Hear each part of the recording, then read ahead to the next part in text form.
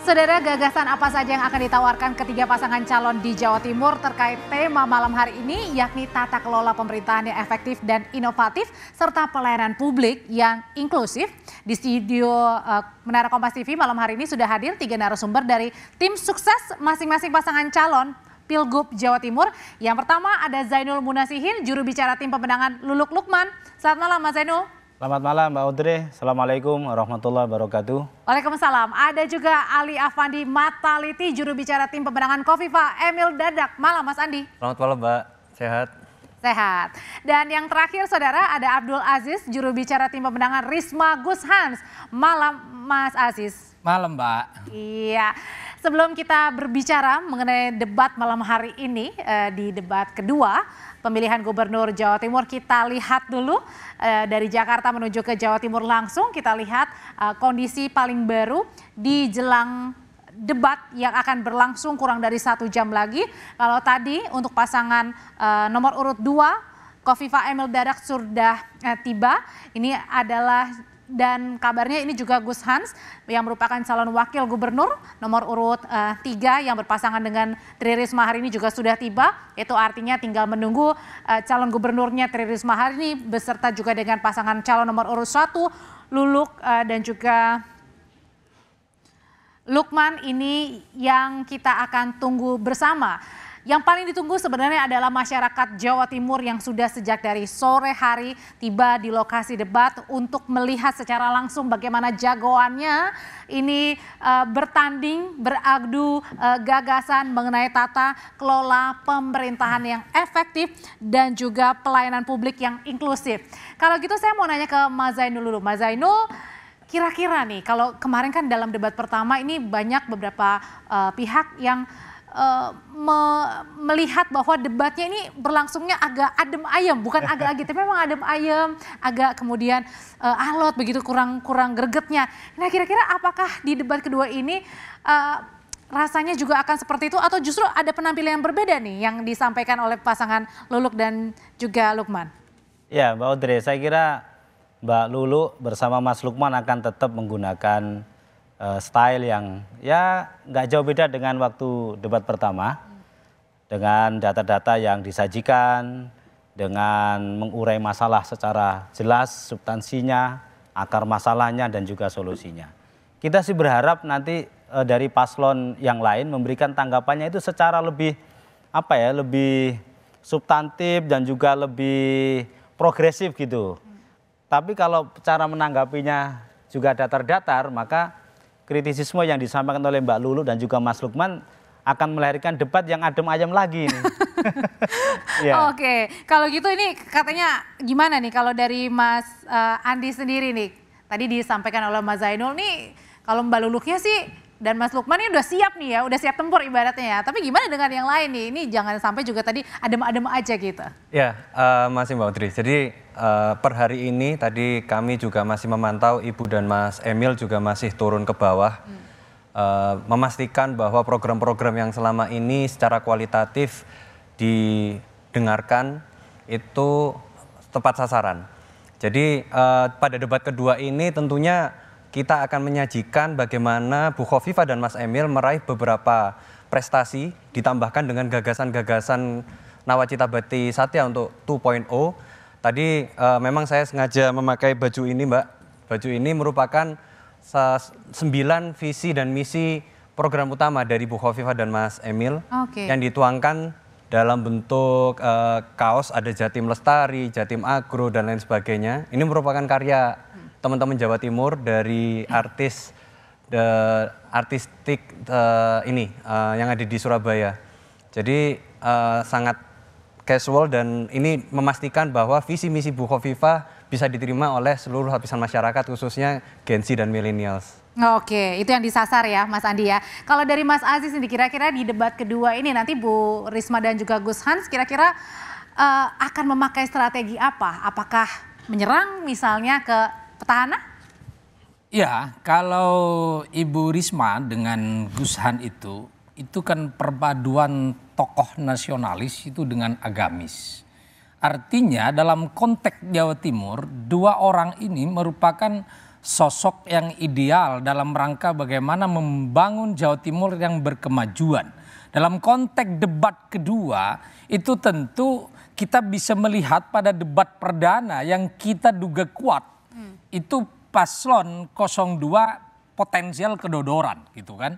Pada apa misalnya adalah pada sudah berbuat banyak di masyarakat Madura, pemuliaan terhadap masyarakat Madura itu dilakukan, tetapi angka kemiskinan yang disebut turun itu menjadi 9, sekian persen, itu karena APBD di 2023 yang awalnya adalah tidak sampai di angka 20 miliar begitu, kemudian melonjak di 2024 menjadi 29 miliar, turunlah kemudian. Jadi artinya kritik-kritik yang akan sudah memang disiapkan oleh paslon nomor 3 untuk mengkritik calon petahana ini terutama dalam tema malam hari ini. Yes, karena memang kalau berbicara tentang bagaimana memajukan publik itu sangat diukur dengan program-program yang sesungguhnya strategis.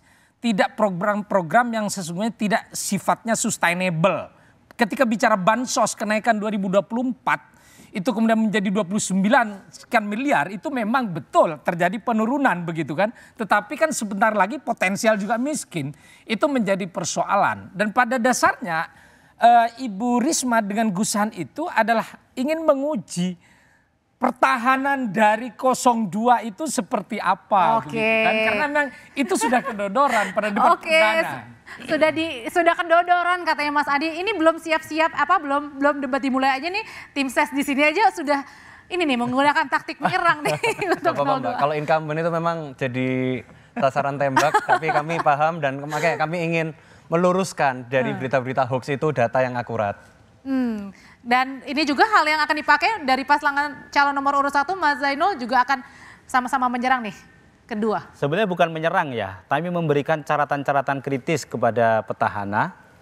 Betapa bahwa selama 5 tahun kemarin memimpin Jawa Timur itu kita punya apa istilahnya ya, rapor gitu. Tapi punya datanya itu, data yang valid? Ada, setelah lagi kita keluarkan ini. Ya. Oke, nah selain data-data yang valid, kira-kira kalau dari paslon nomor urut 1 Mas Zainul, apa sih sebenarnya catatan atau evaluasi di debat kemarin yang pertama itu? Kalau kita melihat debat yang pertama itu, saya melihat hasil evaluasi kita, ada banyak data-data yang disampaikan oleh paslon 1, oleh Luman, yang tidak terkonfirmasi secara pasti oleh petahana ya.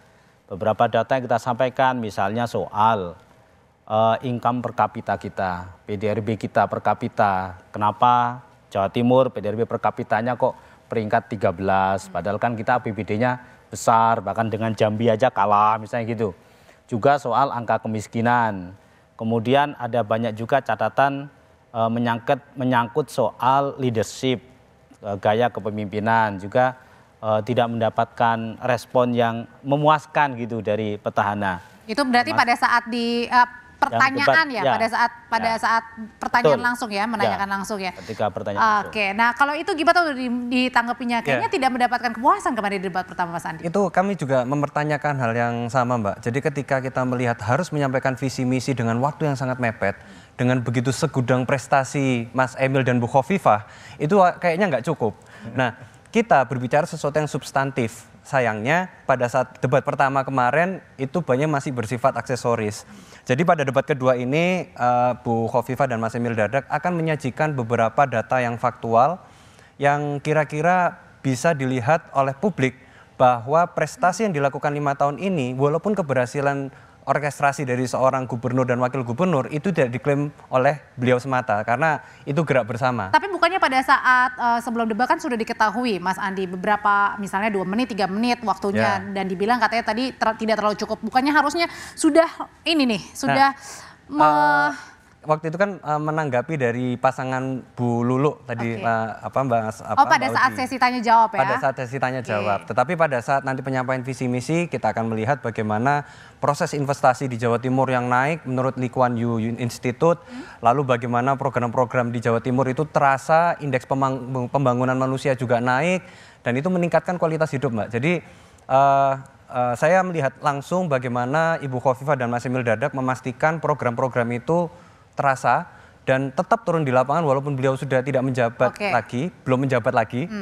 tetapi beliau juga memastikan bahwa yang di bawah itu masih terasa dan sustainable seperti tadi kata Pak Zainul. Terasa sampai di kemudian seterusnya. Oke, untuk paslon nomor 3 nih Mas Aziz, kan Bu Risma juga 2 kali wali kota Surabaya Mas ya. Ada yang menilai juga pada saat di debat perdana kemarin kayaknya Bu Risma ini tidak mengeluarkan Bu Risma yang sesungguhnya nih.